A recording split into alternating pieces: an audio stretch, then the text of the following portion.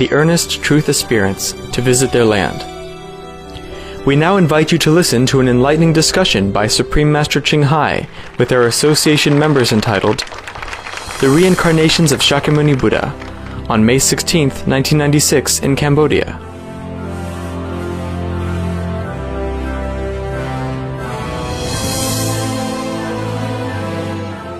Supreme Master Ching Hai's lectures are not a complete meditation instruction. Please do not try alone. For free of charge guidance, please visit www.godsdirectcontact.org or contact any of our centers near you.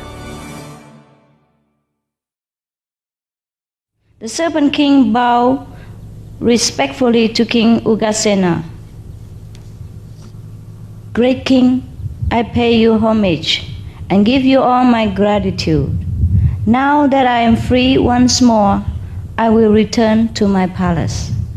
You have given me freedom, great King. In return, I and all my subjects will serve you faithfully. Come with me to my kingdom. By his magic power, the Serpent King erected a wall of 7 precious metals around the underwater kingdom. And the road approaching the palace was beautifully decorated. So when King Ugasena entered the serpent world, he beheld a sight of great magnificence and glory. The bed of the river was covered with golden sand, and flame-colored coral grew all around. Gold towers stood at every corner. The Serpent King's palace was shaded by 1,000 trees and shone with a brilliant, invisible light. When King Ugasena entered the palace, the fragrance of 1,000 different perfumes scented the air. Celestial harps played soft melodies, and serpent maidens danced in the great hall. Well, we could have a sightseeing tour there, huh? We can make it tomorrow. We turn all these pebbles into gold. The king was seated on a golden throne with soft silk cushions, cotton, and scented with sandalwood. Fine food and drink was offered to him. For 7 days, the king and his courtiers enjoyed the rich hospitality of the Serpent King.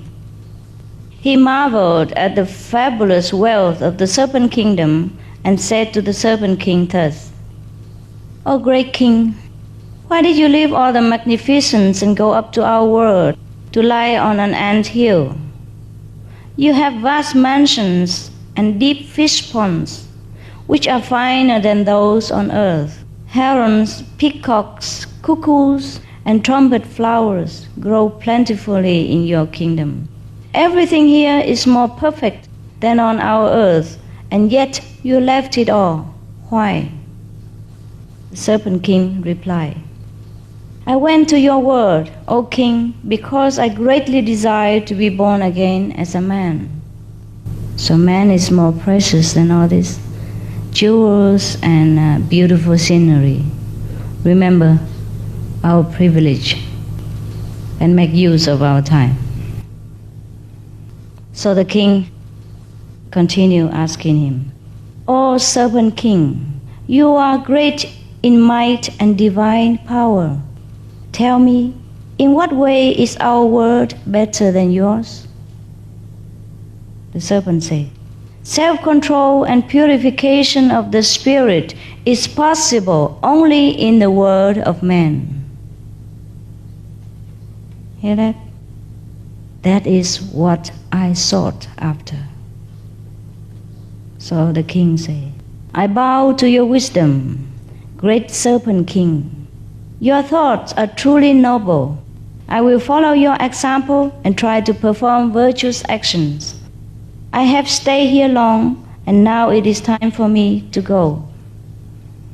The Serpent King pointed to his treasure and told King Ugasena, "Take what you will from here.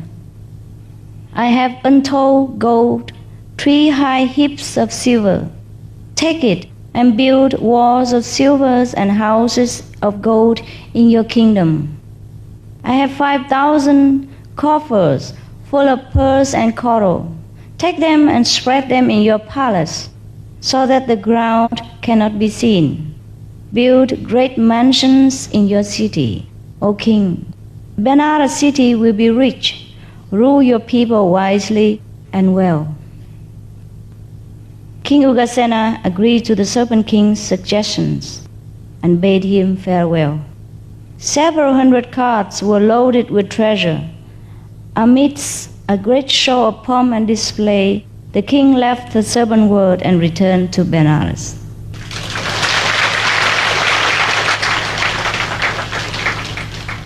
Okay, huh? Anything you want to know? Anything wasn't clear? No? Everything is clear, huh? I think this story is just to show you that to become a Buddha, a sentient being has to go through a lot of training, a lot of discipline, a lot of compassionate lessons before he arrived at a stage of complete virtues and beauty inside himself. To have a complete wisdom, complete knowledge of all things, and complete compassion and mercy and love, we have to go through a lot of tests and trials and volunteer sacrifice in order to be a noble being such as Buddha. So I wish you all will become like that. Now, now we meditate, okay? Huh?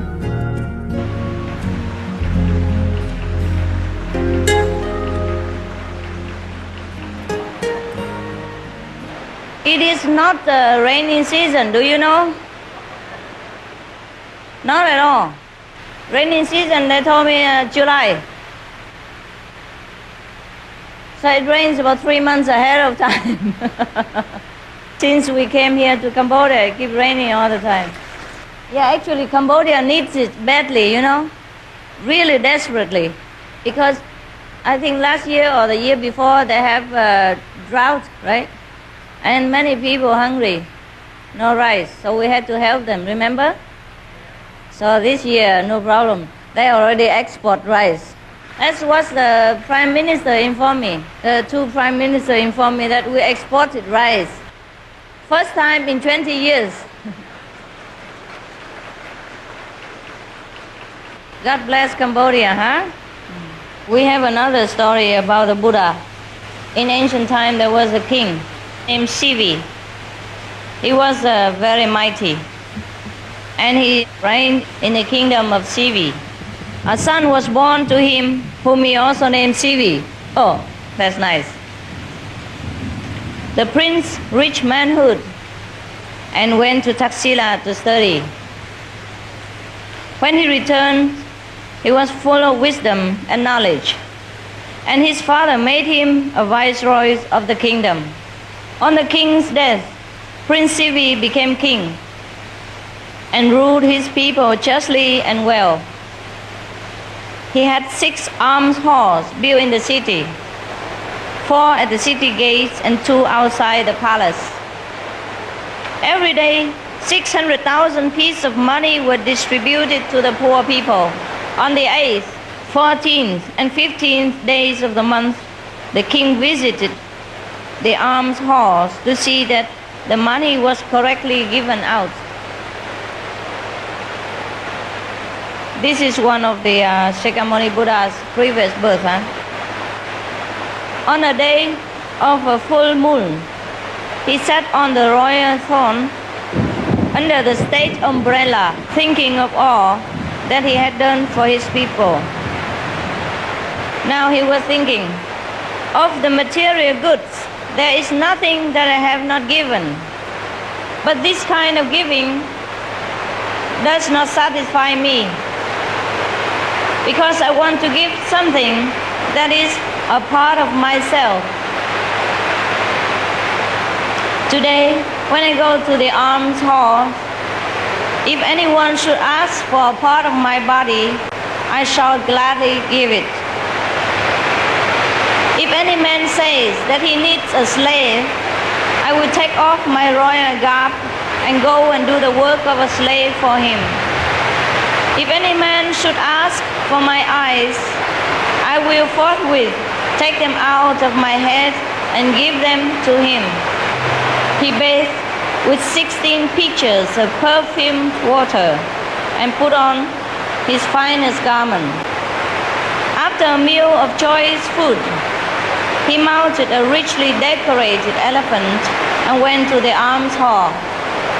So Shaka, the king of the gods, decided to test the king. He thought to himself, King Sivi has determined to give his eyes to any man who should ask for them. When the time comes, I wonder whether he will be able to make this supreme sacrifice as promised. So he disguised himself as an old blind Brahmin and stood outside the alms hall. When the king came riding by on his elephant, he stretched out his arms, crying, Great king, there is no place in all the world which does not equal with the fame of your good deeds. As you see, I am blind. You have 2 eyes. I have come from afar to ask you to give me one of your eyes. So the king thought, this is just what I was thinking in my palace today. My heart's desire will be fulfilled. I shall give a gift that no man has ever given before. So he turned to the Brahmin, who told you to come and ask me for an eye. It is the most vital part of a man's body and difficult to part with.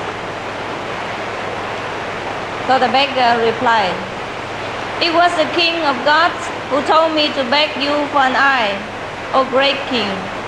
Men say that to give an eye is the finest gift of all. Do not refuse me, King Sivi. Give me only one of your eyes. The king replied, Thus, you have asked me only for one eye, O Brahmin. I will give you 2. Saying this, the king returned to the palace with the Brahmin. Well, I think in the old time, people already have the microsurgery so that you can replace the bad eyes with a whole one. Otherwise, what is the use if the king pluck out the eyes and give it to the blind person and he just have a look at it? And he couldn't even look because he's blind. So despite our pride of the achievement in the modern time, I think we should feel that we are not that civilized and progressed. Because in the old time, according to my knowledge, people already have brain surgery and microsurgery, such as grafting the tissues of the donated organs to a new person. So I think our planet has been developing for a long time before we even born. And before the civilization of today, we already have a greater civilization.